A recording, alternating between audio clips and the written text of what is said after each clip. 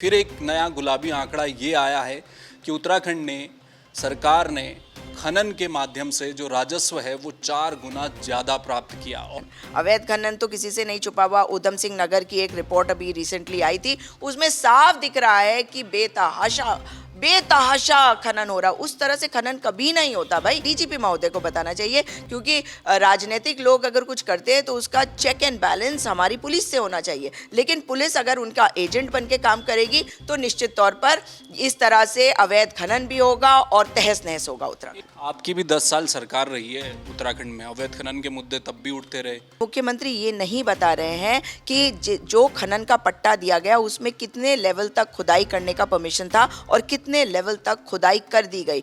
देखिए, नदियों का चुगान तो हमें करना पड़ेगा। तराई भाबर का इलाका है, ऊपर से नदियां बहकर आती हैं, वो सिल्ट जमा होती है, उसे एक स्तर तक हमें हटाना ही पड़ेगा। उत्तराखंड में आना है तो आपको टैक्स अलग अलग तरीके के देने पड़ेंगे, जिसमें वैट रैट टैट बताया जाता है और कहा जाता है कि जो रैट टैक्स है वो सीधे के सीधे अवैध खनन से आ रहा है। तो किसको जा रहा है भाई वो टैक्स? वो किसको जा रहा है बताइए? तो अवैध टैक्स का अवैध ही स्वरूप है, उसका नाम है रैट। आप भी खनन का काम करती हैं? देखिए, मेरे पिताजी की लाइमस्टोन माइनिंग थी, इसलिए मुझे आइडिया है कि अभी तो नहीं करती? नहीं, अभी नहीं करती हूँ। फिर ये जो रेड टैक्स की आप बात कर रही है, कहाँ है चर्चाओं में?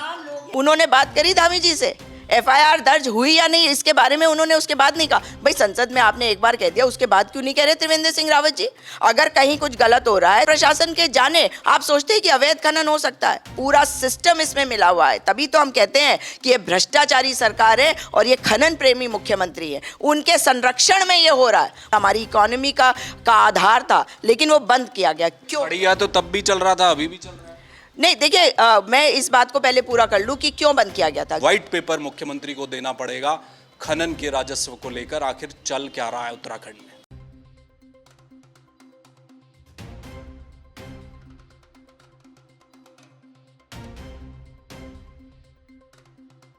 उत्तराखंड में अवैध खनन को लेकर लगातार सवाल उठते रहे हैं और ये सवाल विपक्ष तो उठाता रहा है, लेकिन साथ में सरकार का जो हिस्सा है, जो नेता हैं, वो भी उठाते रहे। फिर वो चाहे पूर्व मुख्यमंत्री, मौजूदा सांसद हरिद्वार से त्रिवेंद्र सिंह रावत हों, अरविंद पांडे हों, विधायक जो कि इन दिनों नाराज चल रहे हैं। उनकी नाराज़गी की शुरुआत भी उसी अवैध खनन के मुद्दे से हुई थी। फिर मुन्ना सिंह चौहान हो, तमाम विधायक नेताओं ने अवैध खनन को लेकर सरकार पर सवाल उठाया कि धड़ल्ले से ट्रक चल रहे हैं, मानकों के विपरीत खनन हो रहा है। लेकिन सरकार लगातार कुछ आंकड़े, गुलाबी आंकड़े पेश करती रही है। फिर एक नया गुलाबी आंकड़ा ये आया है कि उत्तराखंड ने सरकार ने खनन के माध्यम से जो राजस्व है वो 4 गुना ज़्यादा प्राप्त किया और पूरे देश में उत्तराखंड एक ऐसा राज्य बन गया जो दूसरे नंबर पर आता है खनन के राजस्व को लेकर। ये बेतहाशा बढ़ोतरी हुई है, अच्छी बात है। लेकिन उत्तराखंड जैसे इको सेंसिटिव जोन, जो कि पूरा उत्तराखंड अब एक बेहद संवेदनशील इलाकों में आता है, भूकंप की दृष्टि से भी छठे पायदान पर अब उसे रख दिया गया है, तो क्या ऐसे राज्य में खनन ही एकमात्र जरिया रह गया है? और फिर ये खेल क्या है, ये आंकड़ों का खेल क्या है? बातचीत करेंगे। हमारे साथ सुजाता पॉल हैं, कांग्रेस की प्रवक्ता हैं। मैम, आप लोग तो कहते थे, अब मैं आप क्या कहूँ, बीजेपी के नेता भी कहते थे, आज तो बहुत अच्छा एक आंकड़ा आया है हमारे राजस्व के लिए, तो उत्तराखंड के लिए तो बड़ी वाहवाही का आंकड़ा है। देखिए, ये वाहवाही का आंकड़ा नहीं है, ये बेहद चिंता का आंकड़ा है, क्योंकि मतलब माइनिंग होती है उसमें हमेशा एक एलिमेंट होता है लेवल का, कि कितने लेवल तक आप खनन करेंगे। क्या जो खनन हो रहा है हमारे उत्तराखंड में, क्या रेता बजरी का खनन हो रहा है या उसके अलावा भी कोई खनन शुरू हुआ है नया? अगर नया शुरू हुआ होता और 300 से 1200 होता तो मैं निश्चित तौर पर इस बात को मानती। लेकिन पहली बात तो ये है कि अगर आपने खनन के दायरे में वही पुराने वाले रखे हुए हैं जो एरियाज़ हैं, क्योंकि हमारे पास जो लाइमस्टोन है उस पर तो बैन है, तो कहाँ पे हो रहा है खनन, ये मुख्यमंत्री जी को वाइट पेपर लाना चाहिए, क्योंकि पर्यावरणीय दृष्टि से भी ये बेहद चिंता की बात है। कैसे? अगर आप किसी को पट्टा देते हैं खनन के लिए तो आप ये कहते हैं कि कितने लेवल तक आप खनन कर सकते हैं। अगर आप उस लेवल से ज़्यादा जाते हैं और ये लाइमस्टोन हो, माइका हो, सब में है, तो अगर ज़्यादा होता है तो आपको पेनल्टी लगती है। अब यहीं पे है खेल कि क्या ये पेनल्टी है जो 1200 है, उसमें क्या पेनल्टी आई है? क्योंकि मुख्यमंत्री तो पहले भी पुष्कर सिंह धामी थे, और अगर वो ये कहने की कोशिश करेंगे कि लीकेज बंद है, तो आपके कहने का मतलब है कि पहले लीकेज हो रहा था और आप पट्टे दे रहे थे, उसी में इस तरह से जो खनन हो रहा था, आपको पता ही नहीं था राजस्व कहाँ जा रहा है। तो पेनल्टी का एलिमेंट क्या है, ये मुख्यमंत्री जी को बताना चाहिए राज्य को। और पेनल्टी एक बहुत बड़ा खतरा है, मतलब कि खनन ज़रूरत से ज़्यादा हो गया, और अगर ये हो रहा है तो पर्यावरणीय नुकसान जो हम सबका हो रहा है इस वक्त, वो पूरी दुनिया को दिख रहा है कि हमारे यहाँ बारिश और बर्फ़ जो है वो पड़ ही नहीं रही जैसे पहले पड़ती थी। ये 1-2-3 दिन की बारिश और बर्फ़ क्या काफ़ी है सर्दियों में? इस बार जिस तरह की सूखी ठंड पड़ी हुई है, पहाड़ों में बर्फ़ देखने को नहीं मिल रही है, तो इसकी जिम्मेदारी भी तो इसी खनन की है ना, कि आप पेड़ काट देंगे, आप जंगल के जंगल ख़त्म कर देंगे, आप नदियों में खनन कर देंगे, हर तरफ आप त्राहिमाम करा रहे हैं। आप बताइए कि अगर आपने जो जैसे बना रहे हैं, आप रोड बना रहे हैं, नदी के अंदर बना रहे हैं, बड़े एलिवेटेड कॉरिडोर्स की बात कर रहे हैं, एलिवेटेड रोड्स की बात कर रहे हैं, आप बताइए अगर वहाँ पे खोद रखा होगा तो क्या अब सेफ्टी मेजर्स कुछ नहीं रहेंगे, या आप लेवल को और कम कर देंगे नदी का? तो बहुत सारे विषय हैं, और सबसे बड़ी बात है अवैध खनन। अवैध खनन तो किसी से नहीं छुपा हुआ। उधम सिंह नगर की एक रिपोर्ट अभी रिसेंटली आई थी, उसमें साफ दिख रहा है कि बेतहाशा खनन हो रहा। उस तरह से खनन कभी नहीं होता भाई। पहले भी हमने लाइमस्टोन माइनिंग देखी है उत्तराखंड में, लेकिन इस तरह से कभी नहीं देखी कि लूट खसोट करा जा रहा है। तो ये चिंता का विषय है। और अगर आप पूर्व मुख्यमंत्री की बात करते हैं जो मौजूदा सांसद है हरिद्वार से, उन्होंने तो कहा था कि अवैध खनन हो रहा है हरिद्वार में भी, तो उधम सिंह नगर से लेकर आप हरिद्वार आ जाइए। और हरिद्वार में जो उन्होंने सवाल उठाया था संसद में खड़े होकर कि FIR दर्ज नहीं हो रही, जो अवैध खनन हो रहा है और उसके खिलाफ लोग जा रहे हैं, उन FIRs को दर्ज किया गया। ये तो DGP महोदय को बताना चाहिए, क्योंकि राजनीतिक लोग अगर कुछ करते हैं तो उसका चेक एंड बैलेंस हमारी पुलिस से होना चाहिए। लेकिन पुलिस अगर उनका एजेंट बन के काम करेगी तो निश्चित तौर पर इस तरह से अवैध खनन भी होगा और तहस नहस होगा उत्तराखंड। एक जो मुद्दा आपने, बड़ा दिलचस्प बात आप कह रही हैं, आप ये कह रही हैं कि जो राजस्व में जो इजाफा हुआ है 4% का, 2 करोड़ 4 गुना बढ़ गया है, ये कह रही हैं आप कि लीकेज नहीं है, लीकेज को रोकने में सरकार नाकामयाब रही है, ये पेनल्टी है। दरअसल पेनल्टी वो, कि हमारे दर्शक भी इस बात को समझें कि मानक के विपरीत खनन हो रहा है, उसमें पेनल्टी लगाई गई होगी, किसी जो खननकर्ता जो होंगे उससे ये पैसा आया है, आप ये कह रही हैं? बिल्कुल यही कह रही हूँ मैं, क्योंकि 300 से आप 600 भी अगर कर ले, चलिए मान लीजिए 50% की लीकेज हो रही थी, आप रोक सकते हैं, लेकिन जो पेनल्टी लगती है वो बहुत हाई पेनल्टी होती है। लेकिन मुख्यमंत्री ये नहीं बता रहे हैं कि जो खनन का पट्टा दिया गया उसमें कितने लेवल तक खुदाई करने का परमिशन था और कितने लेवल तक खुदाई कर दी गई। वो जो एक्स्ट्रा खुदाई होती है उसकी पेनल्टी जो होती है, वो राजस्व भरते ओरिजिनल पे, मतलब कि इतना हमने खनन किया और उसकी रॉयल्टी आती, राजस्व आता, रेवेन्यू आता, लेकिन उसमें जो बढ़ोतरी होती है वो पेनल्टी क्योंकि ज़्यादा गुना होनी चाहिए। तो क्या ये ज़्यादा गुना है? ये तो सरकार को बताना चाहिए ना कि पेनल्टी लगी है या नहीं लगी है, क्या खनन ज़्यादा हुआ है। क्योंकि अगर आप पर्यावरणीय नुकसान को देखते हैं तो इससे साफ हो जाता है कि ये केवल राजस्व नहीं है, इसमें पेनल्टी का एलिमेंट ज़रूर होगा।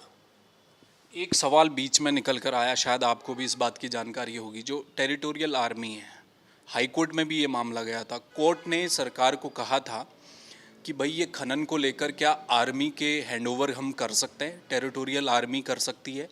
उसके जो CO थे उनको भी कोर्ट ने जवाब मांगा था कि आप बताइए क्या कर सकते हैं। सरकार उसमें आगे नहीं बढ़ी, ऐसा क्यों?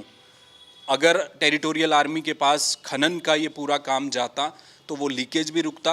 देखिए, नदियों का चुगान तो हमें करना पड़ेगा, तराई भाबर का इलाका है, ऊपर से नदियां बहकर आती हैं, वो सिल्ट जमा होती है, उसे एक स्तर तक हमें हटाना ही पड़ेगा। तो आर्मी बेहतर ऑप्शन होती, सरकार क्यों नहीं आगे बढ़ी?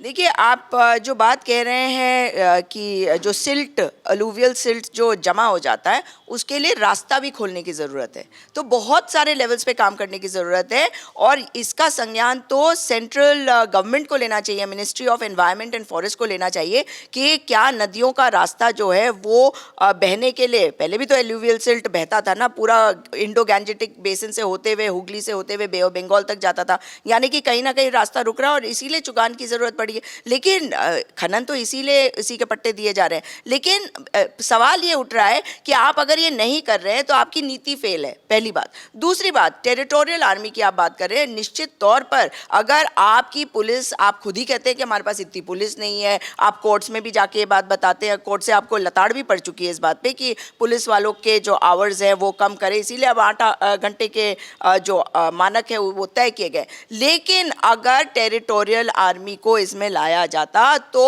वो पॉलिटिकल कंट्रोल से बाहर हो जाता। इसी वजह से तो टेरिटोरियल आर्मी को नहीं दिया गया।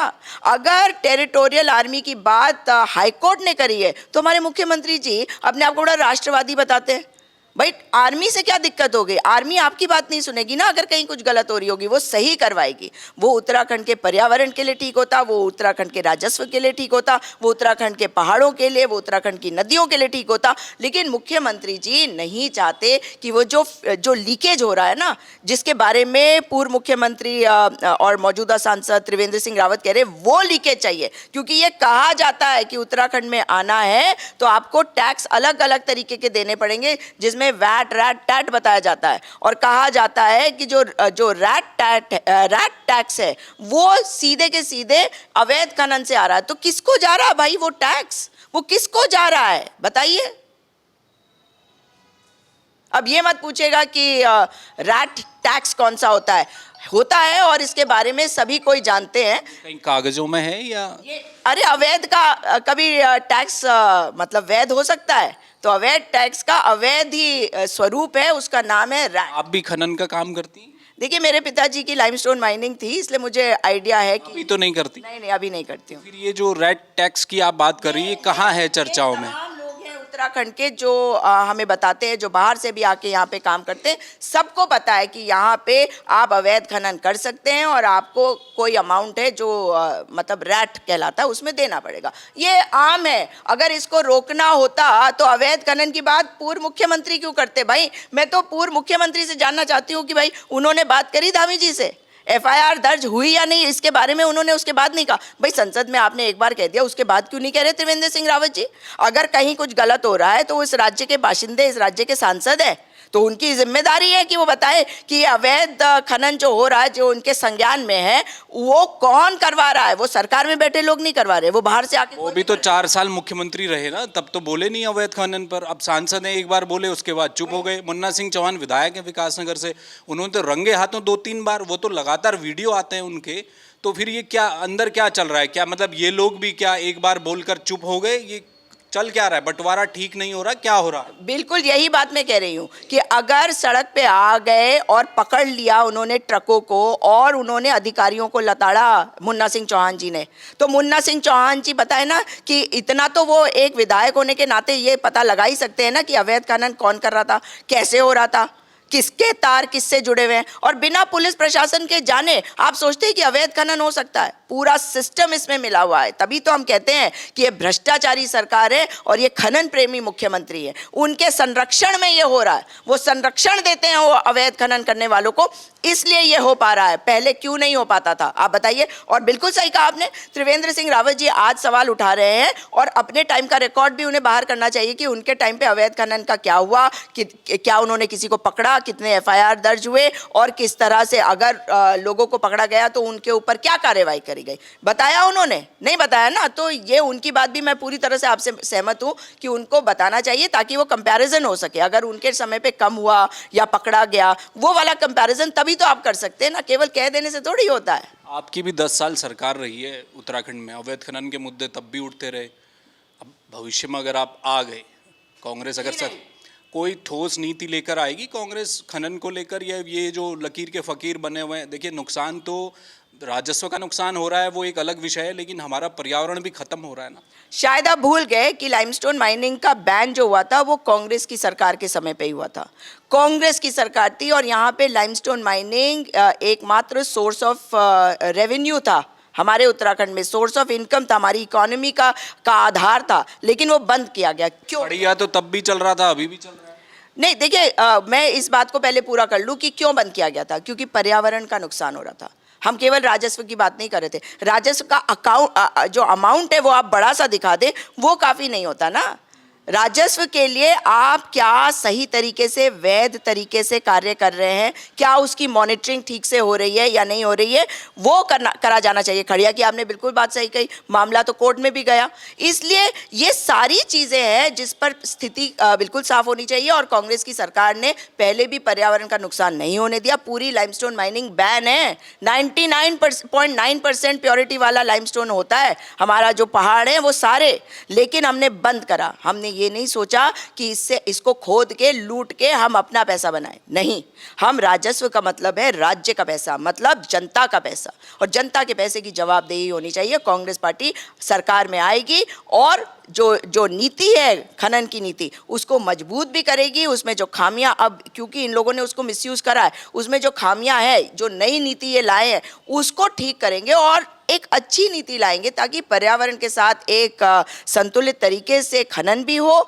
और हमारे पर्यावरण का नुकसान ना हो, जनता का फायदा भी हो और हमारे लोगों का फायदा हो। बहुत शुक्रिया, धन्यवाद।